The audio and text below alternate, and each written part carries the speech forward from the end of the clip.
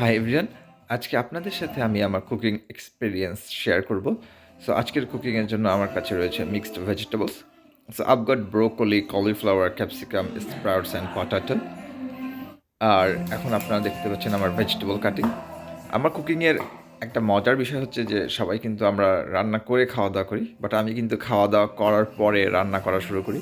কারণ আমার জব থেকে আসতে আসতে সন্ধ্যা হয়ে যায় এবং আসার পরে আমি শাওয়ার করে দেন ফার্স্টে ডিনার করি এবং ডিনার করে যখন মন শান্ত হয় তখন শান্ত মনে মনের আনন্দে আমি রান্না করি এবং যখন মনের আনন্দে আমরা কোনো কাজ করি তার আউটপুটটা কিন্তু আপনারা জানেন সেটা শুধু ভালোই হয়।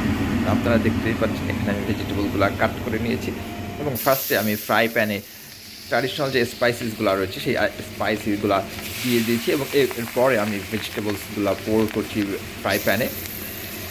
তো যেটা হয় আমরা যারা দেশের বাইরে থাকি আমাদের কিন্তু সব কাজ নিজেদেরকেই করতে হয়। তো এই কারণে আর কি যেভাবে ম্যানেজ করে ভালো হয়। যেহেতু ডিনার করার পরেই শোয়া ঠিক না, এই জন্য ডিনার করার পরে রান্না করে তারপরে বেডে যাওয়া হয়। দেখতেই পাচ্ছেন আমার কিন্তু রাইস কুকারে ভাতও চড়িয়ে দিয়েছি while I was chopping the vegetables. আর আমার বাসায় যারা ছিল তারা হচ্ছে কার্ড প্লে করছিল এবং মিউজিক শুনছিল। So I also enjoying the music. আর টাইমটা দেখাচ্ছি যে আমি 9:30টার সময় বাজে রান্না করছি। I was not lying, that's why টাইমটা দেখালাম।